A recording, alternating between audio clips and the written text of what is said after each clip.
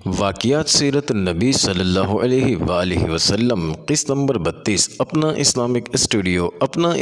Studio کے معزز ناظرین، ان دونوں بطل جلیل یعنی حضرت حمزہ بن عبد المطلب اور حضرت عمر بن الخطاب رضی اللہ تعالی عنہما کے مسلمان ہو جانے کے بعد ظلم و طغیان کے بادل چھٹنا شروع ہو گئے اور مسلمانوں کو جور و ستم کا تختہ مشق بنانے کے لیے مشرکین پر جو بد مستی چھائی ہوئی تھی اس کی جگہ سوجھ بوجھ نے لینی شروع کی۔ ناظرین، چنانچہ دانشوران کفر نے دارالندوہ میں تمام سرداروں کو جمع کر کے مشورہ کیا، جس میں طے ہوا کہ سب مل کر محمد صلی اللہ علیہ وآلہ وسلم سے راست گفتگو کریں۔ اس کے بعد ایک دن سورج ڈوبنے کے بعد کعبہ کی پشت پر جمع ہوئے اور رسول اللہ صلی اللہ علیہ وآلہ وسلم کو بلا بھیجا۔ ناظرین، آپ صلی اللہ علیہ وآلہ وسلم خیر کی توقع لیے ہوئے جلدی سے تشریف لائے۔ جب ان کے درمیان بیٹھ چکے تو انہوں نے ویسی ہی باتیں کہیں جیسی عتبہ نے کہی تھی اور وہی پیشکش کی جو عتبہ نے کی تھی۔ ناظرین، شاید ان کا خیال رہا ہو کہ ممکن ہے تنہا عتبہ کی پیشکش کرنے سے آپ کو پورا اطمینان نہ ہو، اس لیے جب سارے روسا مل کر اس پیشکش کو دہرائیں گے تو اطمینان ہو جائے گا اور آپ اسے قبول کر لیں گے۔ مگر آپ صلی اللہ علیہ وآلہ وسلم نے فرمایا، میرے ساتھ وہ بات نہیں جو آپ لوگ کہہ رہے ہیں۔ میں آپ لوگوں کے پاس جو کچھ لے کر آیا ہوں وہ اس لیے نہیں لے کر آیا ہوں کہ مجھے آپ کا مال مطلوب ہے یا آپ کے اندر شرف مطلوب ہے یا آپ پر حکمرانی مطلوب ہے، نہیں، بلکہ مجھے اللہ نے آپ کے پاس پیغمبر بنا کر بھیجا ہے، مجھ پر اپنی کتاب اتاری ہے اور مجھے حکم دیا ہے کہ میں آپ کو خوشخبری دوں اور ڈراؤں، لہٰذا میں نے آپ لوگوں تک اپنے رب کے پیغامات پہنچا دیے اور آپ لوگوں کو نصیحت کر دی۔ اب اگر آپ لوگ میری لائی ہوئی بات قبول کرتے ہیں تو یہ دنیا اور آخرت میں آپ کا نصیب ہے، اور اگر رد کرتے ہیں تو میں اللہ کے امر کا انتظار کروں گا یہاں تک کہ وہ میرے اور آپ کے درمیان فیصلہ فرما دے۔ ناظرین، اس جواب کے بعد انہوں نے ایک دوسرا پہلو بدلا، کہنے لگے، آپ اپنے رب سے سوال کریں کہ وہ ہمارے پاس سے ان پہاڑوں کو ہٹا کر کھلا ہوا میدان بنا دے اور اس میں ندیاں جاری کر دے اور ہمارے مردوں بالخصوص قصی بن کلاب کو زندہ کر لائے۔ اگر وہ آپ کی تصدیق کر دیں تو ہم بھی ایمان لے آئیں گے۔ آپ صلی اللہ علیہ وآلہ وسلم نے ان کی اس بات کا بھی وہی جواب دیا۔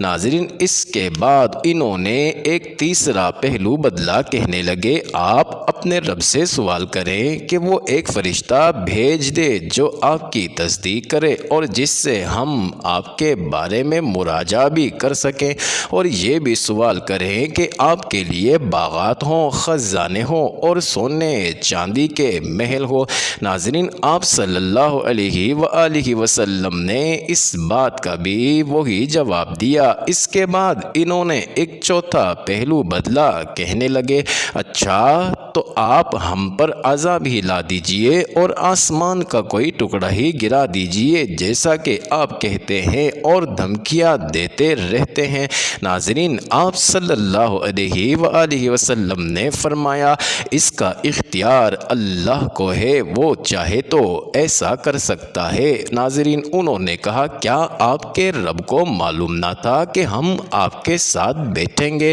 آپ سے سوال و جواب کریں گے اور آپ سے مطالبے کریں گے کہ وہ سکھا دیتا کہ آپ ہمیں کیا جواب دیں گے، اور اگر ہم نے آپ کی بات نہ مانی تو وہ ہمارے ساتھ کیا کرے گا۔ ناظرین، پھر آخر میں انہوں نے سخت دھمکی دی اور کہنے لگے، سن لو، جو کچھ کر چکے ہو اس کے بعد ہم تمہیں یوں ہی نہیں چھوڑیں گے بلکہ یا تو تمہیں مٹا دیں گے یا خود مٹ جائیں گے۔ ناظرین، یہ سن کر رسول اللہ صلی اللہ علیہ وآلہ وسلم اٹھ گئے اور اپنے گھر واپس آ گئے۔ آپ صلی اللہ علیہ وآلہ وسلم کو غم و افسوس تھا کہ جو توقع آپ نے باندھ رکھی وہ پوری نہ ہوئی۔ جب رسول اللہ صلی اللہ علیہ وآلہ وسلم ان لوگوں کے پاس سے اٹھ کر واپس تشریف لے گئے تو ناظرین ابو جہل نے انہیں مخاطب کر کے پورے غرور و تکبر کے ساتھ کہا،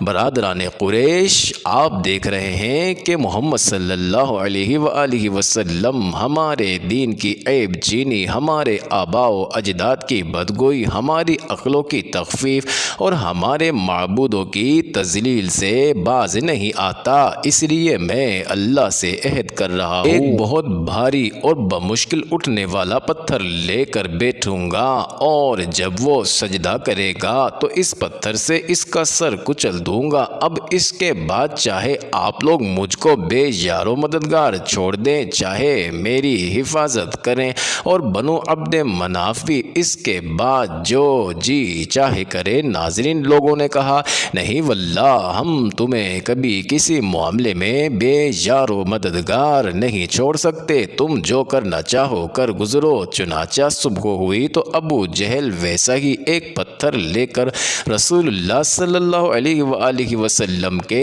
انتظار میں بیٹھ گیا۔ رسول اللہ صلی اللہ علیہ وآلہ وسلم ناظرین حسب دستور تشریف لائے اور کھڑے ہو کر نماز پڑھنے لگے۔ قریش بھی اپنی اپنی مجلسوں میں آ چکے تھے اور ابو جہل کی کارروائی دیکھنے کے منتظر تھے۔ ناظرین جب رسول اللہ صلی اللہ علیہ وآلہ وسلم سجدے میں تشریف لے گئے تو ابو جہل نے پتھر اٹھایا، پھر آپ کی جانب بڑھا، لیکن جب قریب پہنچا تو شکست خوردہ حالت میں واپس بھاگا۔ ناظرین اس کا رنگ فک تھا اور اس قدر مرعوب تھا کہ اس کے دونوں ہاتھ پتھر پر چپک کر رہ گئے تھے۔ ناظرین وہ بمشکل ہاتھ سے پتھر پھینک سکا اور ادھر قریش کے کچھ لوگ اٹھ کر اس کے پاس آئے اور کہنے لگے، ابو الحکم تمہیں کیا ہو گیا ہے؟ ناظرین اس نے کہا، میں نے رات جو بات کہی تھی وہی کرنے جا رہا تھا، لیکن جب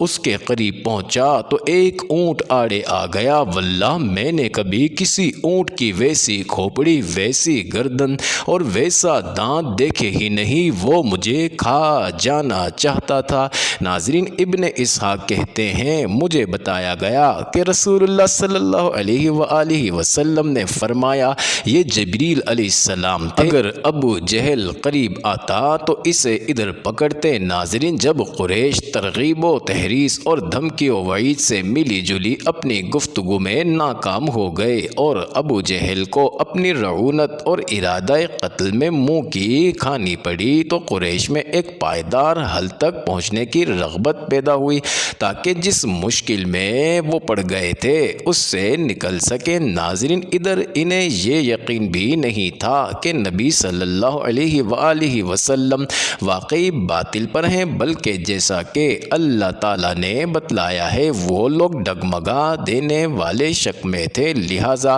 انہوں نے مناسب سمجھا کہ دین کے بارے میں آپ صلی اللہ علیہ وآلہ وسلم سے سودے بازی کی جائے، اسلام اور جاہلیت دونوں بیچ راستے میں ایک دوسرے سے مل جائیں اور کچھ لو اور کچھ دو کے اصول پر اپنی کچھ باتیں مشرکین چھوڑ دیں اور بعض باتوں کو نبی صلی اللہ علیہ وآلہ وسلم سے چھوڑنے کے لیے کہا جائے۔ ناظرین ان کا خیال تھا کہ اگر نبی صلی اللہ علیہ وآلہ وسلم کی دعوت برحق ہے تو اس طرح وہ بھی اس حق کو پالیں گے۔ معزز ناظرین ابن اسحاق کا بیان ہے کہ رسول اللہ صلی اللہ علیہ وآلہ وسلم خانہ کعبہ کا طواف کر رہے تھے کہ اسود بن مطلب بن اسد بن عبد العزا، ولید بن مغیرہ، امیہ بن خلف اور عاص بن وائل سہمی آپ صلی اللہ علیہ وآلہ وسلم کے سامنے آ گئے۔ ناظرین یہ سب اپنی قوم کے بڑے لوگ تھے، بولے اے محمد صلی اللہ علیہ وآلہ وسلم آئیے، جسے آپ پوچھتے ہیں اسے ہم بھی پوجیں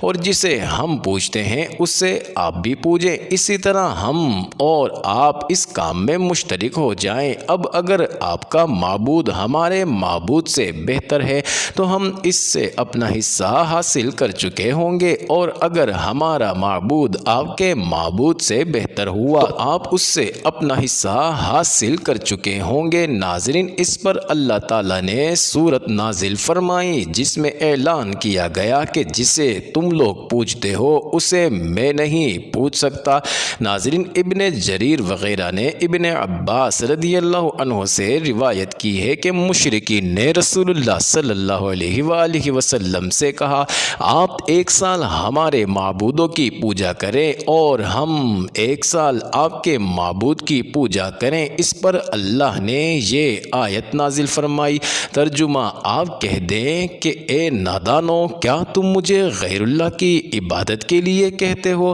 ناظرین، اللہ تعالیٰ نے اس قطعی اور فیصلہ کن جواب سے اس مضحکہ خیز گفت و شنید کی جڑ کاٹ دی، لیکن پھر بھی قریش پورے طور سے مایوس نہیں ہوئے، بلکہ انہوں نے اپنے دین سے مزید دستبرداری پر آمادگی ظاہر کی۔ البتہ یہ شرط لگائی کہ نبی صلی اللہ علیہ وآلہ وسلم بھی جو تعلیمات لے کر آئے ہیں اس میں کچھ تبدیلی کریں۔ ناظرین، چنانچہ انہوں نے کہا، اس کے بجائے کوئی اور قرآن لاؤ یا اسی میں تبدیلی کر دو۔ ناظرین، اللہ نے اس کا جو جواب نبی صلی اللہ علیہ وآلہ وسلم کو بتلایا، اس کے ذریعے یہ راستہ بھی کاٹ دیا۔ ناظرین، چنانچہ فرمایا، ترجمہ اے محبوب آپ کہہ دیں مجھے اس کا اختیار نہیں کہ میں اس میں خود اپنی طرف سے تبدیلی کروں، میں تو محض اسی چیز کی پیروی کرتا ہوں جس کی وحی میری طرف کی جاتی ہے۔